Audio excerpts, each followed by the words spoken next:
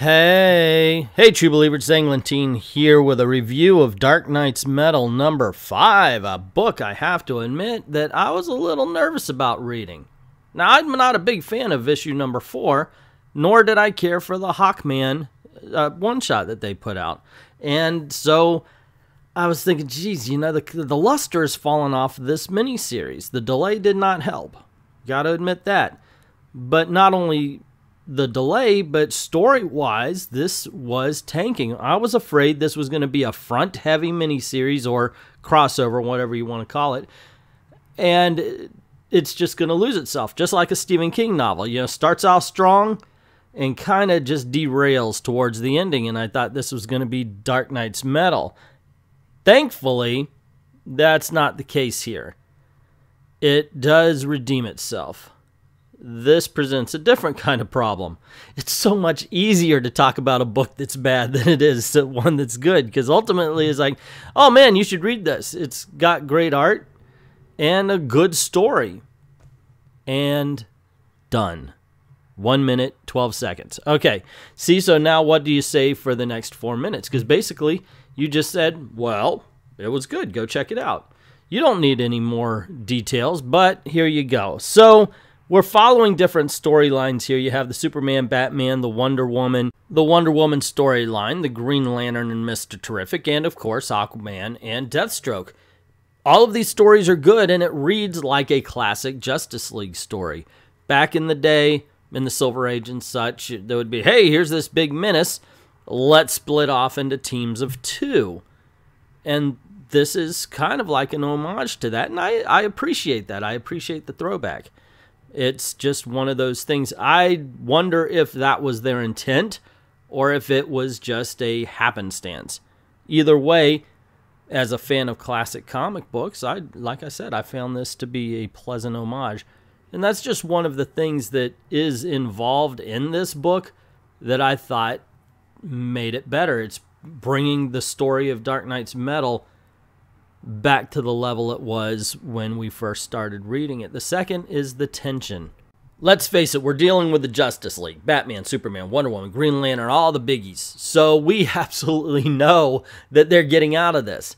But it's awesome that they create a situation where we're thinking, okay, yeah, but how? How are you going to get out of this particular problem? They have created villains, they have created situations that just seem impossible. Now, are you going to take us to the end of this story naturally? I hope so. I hope it's not some Deus Ex Machina. I hope it's not some contrivance that's out of left field. I really do hope this is just a natural story that ends awesome. That is just a spectacular tale, and that is how I'm feeling right now.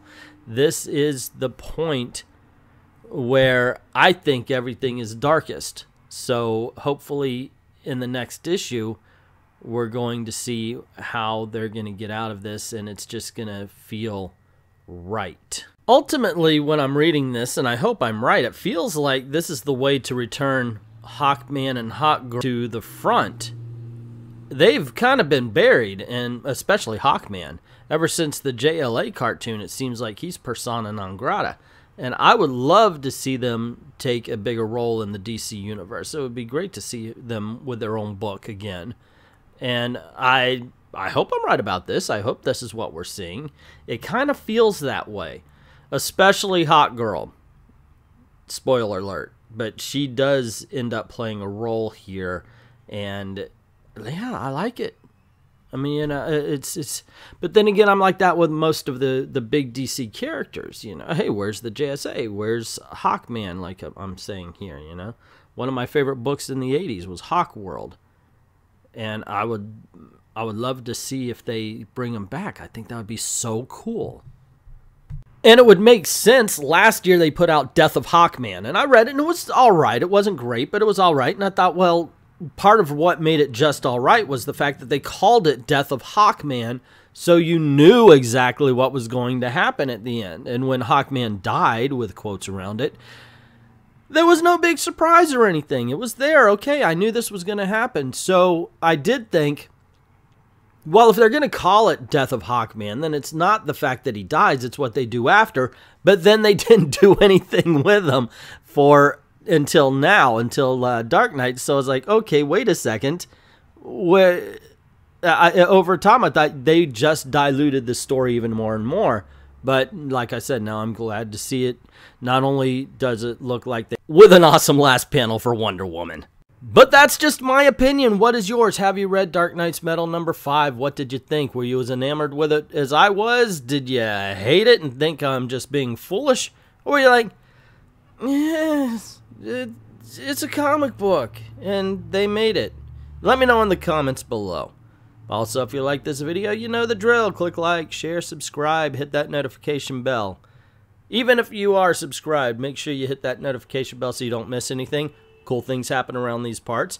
Now, this is the way we make our living, so if you don't mind, head on over to Patreon, drop $1 in the till, help us keep the lights on, and help us keep making videos for you. I'd like to thank everybody who's already done that, and to everyone, all of the true believers, thank you very, very much for watching.